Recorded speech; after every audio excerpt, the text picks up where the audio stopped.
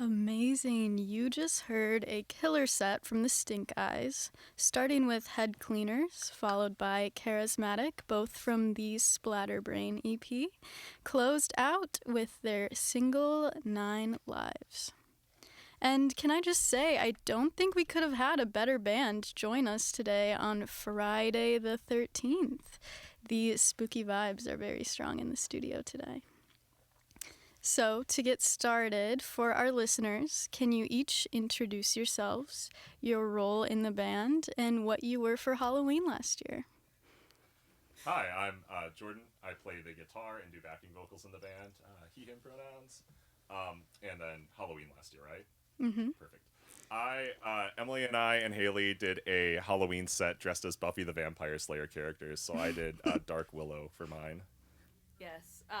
I'm Emily. I play bass and do vocals, she, her pronouns. I went as Gender Bent Spike for Halloween from Buffy the Vampire Slayer. Haley, do you want to come out here and join them and share a mic with them? Thank you so much. And where are you from? Yeah, okay, so we might need to do this one individually also. Emily and I live up in Neenah, Wisconsin, which is about 45 minutes south of Green Bay. Kind of the closest big metro near that. And Where are you from, Haley? Oh, I am from Sun Prairie. How does where you live affect your music career? oh boy. Boy. Well, I feel like we have a lot of good opportunities in Madison. We've also been leaning into some of our connections in Milwaukee as well. I think we've also got a lot of good stuff in the Fox Valley area. I think we're just tapping into some of like the stuff in the Fox Valley. Like a lot of our first kind of opportunities were DIY kind of shows in Madison specifically because even though Haley's from Sun Prairie, she's lived in Madison and now is in Milwaukee. So she's kind of like our all over the place representative. But I would say where we live does impact the content of our music a lot. Yeah, if you get a chance and to check out the Splatterbrain EP, which we released on Halloween last year, Halloween weekend, the third song on there, which is one we cannot play on the air, is directly about sort of our experience living in the Fox Cities. It was written during one of the last elections and sort of a little bit of a reflection on some of the more stagnant aspects of culture up there, I would say. Awesome. So, like you've said, you've played in many cities, specifically across Wisconsin. Can you tell us about one of your favorite venues you've played at and what made the show special? I would say one of our favorite venues in Milwaukee, right? I would say Cactus Club. I think it's very much like a, yeah, right? It's a very legendary venue in Milwaukee, especially as it's like queer owned, and there's been a lot of really amazing bands that have played there. Yeah, it's super well run. We have a really soft spot too for a certain DIY in Madison called Truckers Atlas that we play pretty frequently. So it's, obviously it doesn't have the most status and stature, but it is definitely a very cool, welcoming place that's really working to build sort of a culture of inclusivity in the punk and alternative music scene in Madison, which is really important. Yeah, that is always very important. So, what can fans usually expect from a live Stinkeyes show? Oh boy. Lots of fun. Yeah, just loads of fun. I would say just like some really bad banter between songs is a sure thing, but also like the wit is there. But as far as music goes, like just a good time, some good vibes. Yeah. We like to get people involved. Sometimes also pretty sweaty if you're Yeah. one for the Well, mosh yeah, pit. that's a dead giveaway. Because we're the Stinkeyes, so that kind of tracks. Totally. Yeah.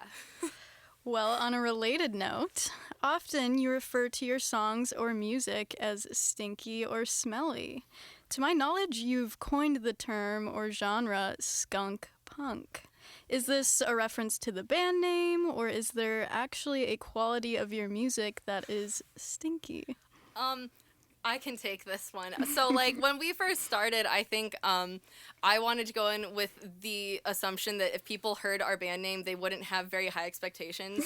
So, like, I was like, yeah, we'll just be skunk punk, and then they kind of know what to expect. But I think it's kind of evolved into a thing, too, where it's like we like to kind of expose the stinky stances of, like, society and, like, kind of write about stuff like that. And also, like, it's kind of like the whole analogy with skunks. Like, I also am kind of like a hey, back off type kind of person. And I feel like skunks give off that vibe too and just get a bad reputation. So it was kind of a joke, but it stuck, and we've branded it, I guess. And smell is real. I mean, I think one thing we're always reaching for is to be as real as possible with our lyrics, with kind of who we are and the places we play and the sort of way we interact with people in our community and our bands. And I mean, like the human body has smells, the world around us has smells. People, you might try and cover that up, but I think there's an aspect of it too that's just about embracing what's real and what's natural and what's there, and that's kind of, part of it too is just that, life stinks. Literally. And you have to embrace that and be like, it might stink, but this is what it is. And if you cover that up, you're no longer being honest about what you're dealing with anymore. Not that I'm anti-deodorant or anything. I do want to say that I'm a little far away from the group, and that's not for any reason that. I just think that, talking about sort of embracing the reality of the world, of ourselves, of each other, and not trying to cover anything that might be, slightly off-putting up because it's there. Embrace the stink. That's right. So where do you draw inspiration from for your lyrics? Oh gosh. I think a lot of it is personal experience, and also I just love wordplay. So I'm the kind of person who goes to bed and my brain doesn't shut off, and I'm like, oh, that's a great idea, and then I wake up the next day and I'm like, that was not awesome. But sometimes it works. But I would say a lot of it has to do with kind of just having serious topics, but kind of coming at it from a point of sassiness or kind of making it a little bit silly, so that it's not it's hard to confront sometimes. Sometimes our lyrics can be confrontational, but I feel we always try to have an element of levity to it, I guess. Solid. Can you tell me a little bit about the role of music to you in the earlier years of your life? Who wants to go first? All right. Yeah, I mean, I started playing music back in early high school and kind of played in some really bad. The MySpace servers have been offline for a while. I can tell you guys the name of the band was Brahmsfield, was the first kind of band I played in.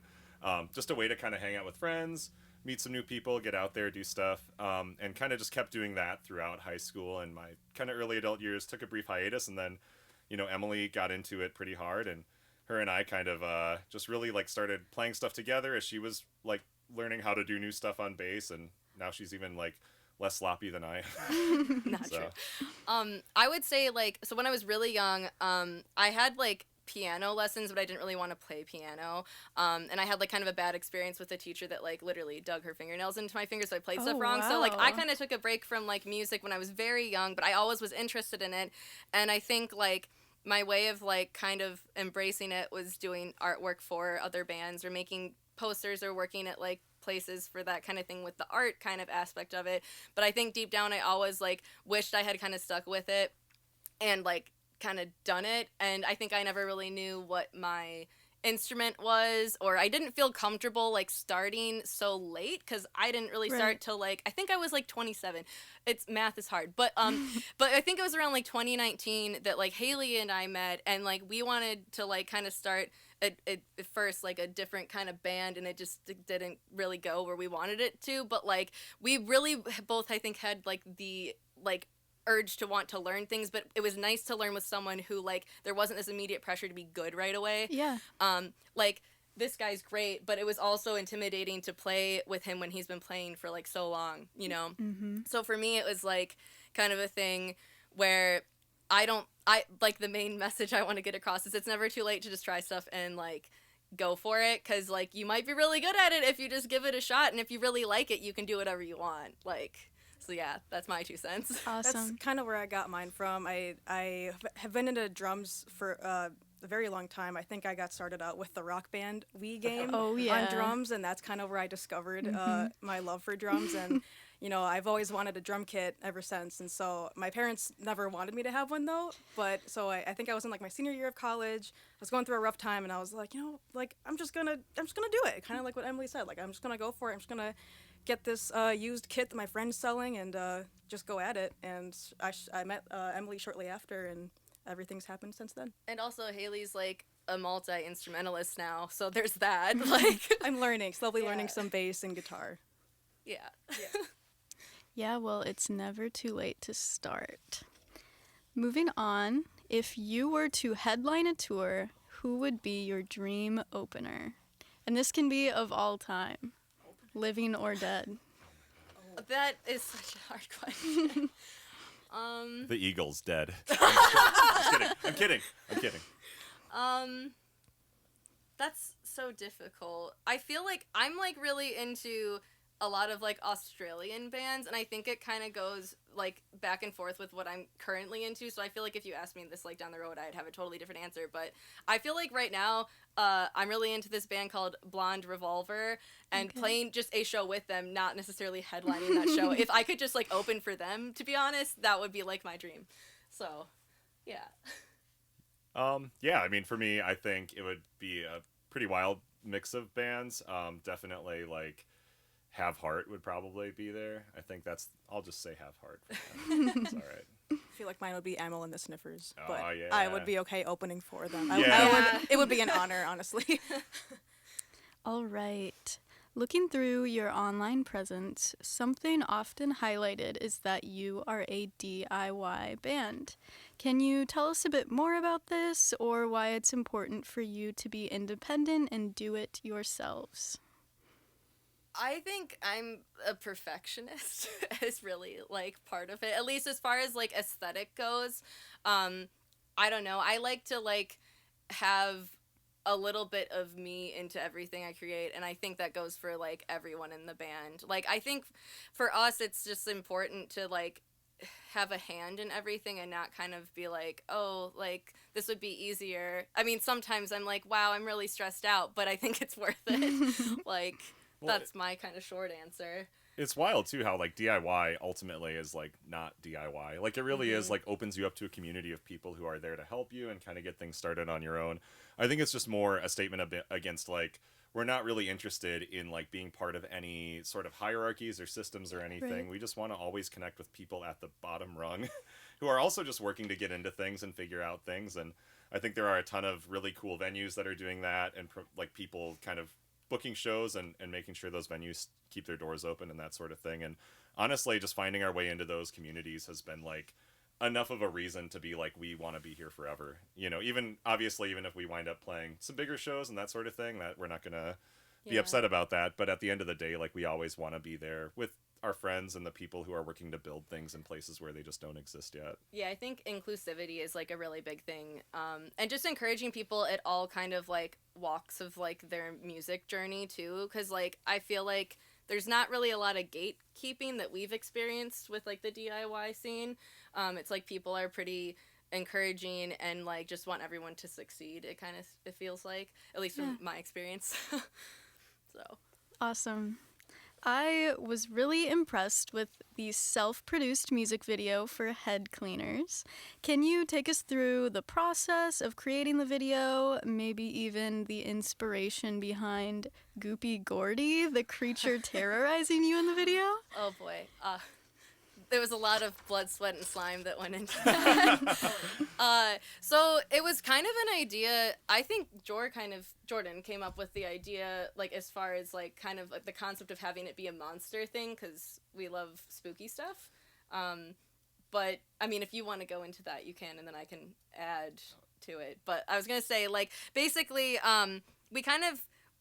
We planned too much at one time for that, so it was kind of a stressful experience, but in like a good way. Like, I made Goopy Gordy with my brother's fiance, who is like incredible at like Comic-Con kind of costumes. Ooh, And nice. so it was like a week of like seeing this monster actually like come to life in front of me, and I did mostly lip painting, but she actually helped a lot with like the construction because I'm not very good at like sewing and stuff. But it was kind of a group effort with her to get like the whole monster thing. But we were able to film it at I think it was a community space in Stevens Point, with a friend of ours who filmed everything, and it was kind of just like cool because we could like kind of just hang out and chase each other. I mean, it was a really fun video to shoot. Like, obviously a lot of work goes into something like that, and like the pre stuff with building Gordy and sort of storyboarding and hauling all the props and kind of the interior set we had to the the Create Portage County venue we shot at. But like at the end of the day, I mean, you're shooting yourself like fighting and running away from somebody wearing a 8-foot tall, 7-foot tall monster costume. It was super fun. That was very warm. It was awful. It was very stinky. I never got in the monster costume, so I had a lot of fun. I'll say that. It was very difficult to see. I will say this. I want to do a shout out to our good friend in the UK who did the special effects. Yeah, her name is Law. I'm trying to think. I don't know what her name on. Stardust. Stardust, yeah. Stardust VFX. VFX on Instagram. Check her out. She did all of the we kind of came to her and we're like, hey, we need something really quick.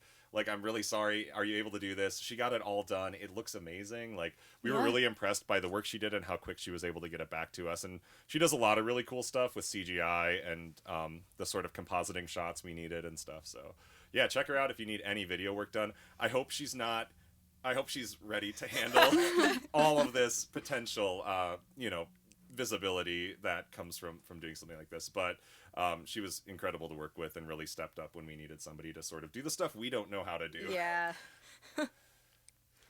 Video production and creativity using video is shown a lot on your Instagram page. This is a separate art form in itself, so I'm curious if using video correlates with the production of your music at all. Huh. I guess, like, I never really thought of it like that. I think I just have too much time on my hands. Because I guess I like seeing things in motion. And it's kind of a thing where, like, if you kind of have a vision for, like, if it's, like, a music video, if you have a vision for what kind of coincides with, like, what your music means to you, it's cool. But also I think it's just like a fun way to like kind of give people more of a taste of what we're like, because it's like not just a photo, it's like literally like us doing things. Right. Yeah. Cool. I've seen how you like to utilize analog forms of technology, like creating a Stinkeyes VHS tape. I love it. I have a VCR at home, but many people might say it's an outdated form of media. Can you give us some insight behind the decision to create your own VHS tape? Yeah, I mean, so the three of us kind of bonded when we first started playing music together. We spent a lot of time just hanging out. Haley moved back to Sun Prairie for a bit after we had started a band together, and so she would come up and spend the weekend at our home in Neenah, and we would spend that time. I mean, a lot of it was music, practicing music, kind of organizing stuff and creating sort of plans for what we wanted to do, but a lot of it too was just hanging out, and still is, like watching those old cruddy movies on VHS. A lot of them are really bad, and so I think there's an element of nostalgia in it that you can't deny. It's like nostalgia, a huge part of it for us. Totally.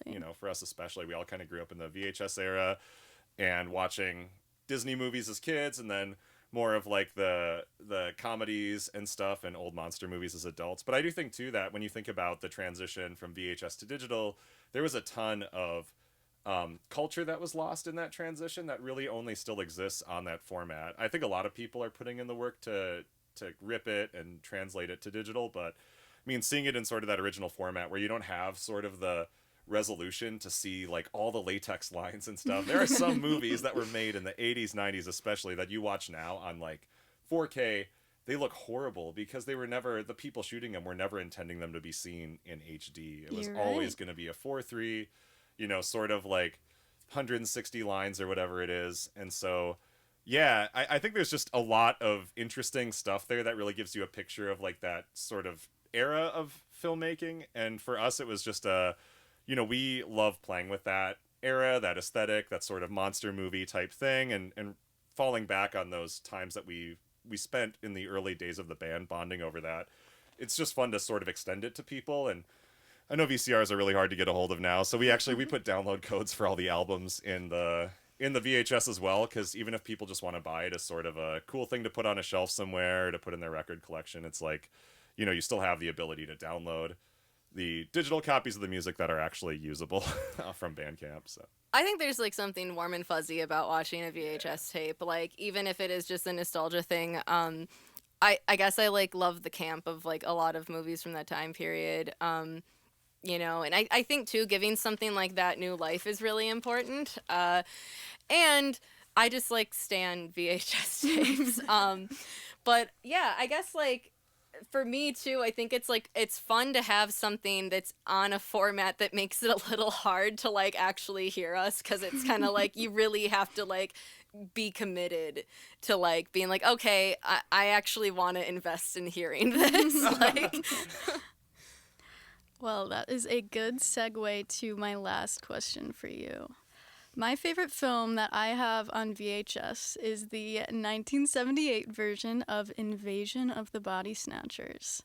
My question to you is, if you could write the soundtrack or a featured song for any classic horror movie, which would you most want to write for? And bonus points if it's something you own on VHS. can I answer mine first? Okay, Dead Alive with Peter Jackson's, like, I think it was one of his first ever movies. Would love to do that. Unfortunately, I am like a total phony here because I only own it on DVD because I've not been able to find it on VHS. That is not phony. I think I would choose something sort of darker and that has more sort of ambiance in it.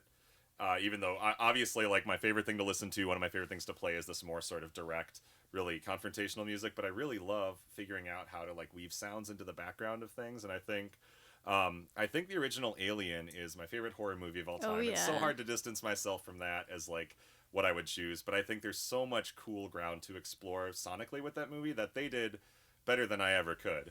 But in this hypothetical world where that soundtrack didn't exist, the movie just popped out without any music in it, and they say, quick, we need somebody, I would step up and come up with something.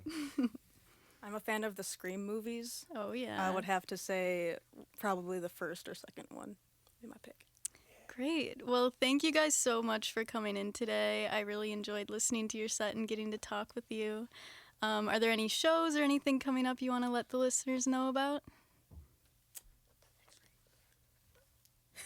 Okay, we have a show at the X-Ray Arcade in Milwaukee on March 11th, and we are playing that with the Dolly Rots. Yeah, you should go check it out on their Instagram or their website. Yeah, it's going to be a fun time. Yeah, a few others we'll be announcing soon that are more kind of DIY stuff around, but I think we're all super stoked for that X-Ray Arcade. Mm-hmm. Growing up listening to the Dolly Rots and some of their, like, very early sort of 2000s, like, millennial core music, and then getting to open for them on their Hey Girl tour. Hey Girl tour. It's the Minions. They're coming along too for it. The Hey Girl tour with the Von Tramps out of the Twin Cities here. So we're super excited to play with them and Dolly Rots, and then pop punk band from Milwaukee's joining to Gold Steps. So it's going to be, I think, a really fun show. X-Ray Arcade is another legendary venue in Milwaukee, and I think we're all just really, really stoked to get in there and kind of see what that's all about. Yeah, lastly, where can listeners find you? Online? Yeah, so we are on Spotify, Apple Music, YouTube. We've also got our Bandcamp where you can download our codes, files, whatever else we've got. We're in a few video stores also, so you can find that VHS tape around. If you go all the way up to Green Bay, the Green Bay UFO Museum, Gift Shop and Records, it's like a brand new record store that just opened. So cool, but they have a whole VHS rental section, so you can pick it up for rental there. Otherwise, I'm sorry? Oh, we've also just got Bone Set Records in Madison, and then also Lilliput Records in Milwaukee. Yeah, and Whammy Analog Media in sunny Los Angeles, California. Jordan did a really nice Instagram post about where you can find our VHS tapes. So Yeah. if you're even on the West Coast, you can go find it in there too. Yeah, or Austin. We're at End of an Ear Records in Austin too. All And right. growing. Love to hear it. This has been Off the Record with the Stinkeyes on Radio K, Real College Radio.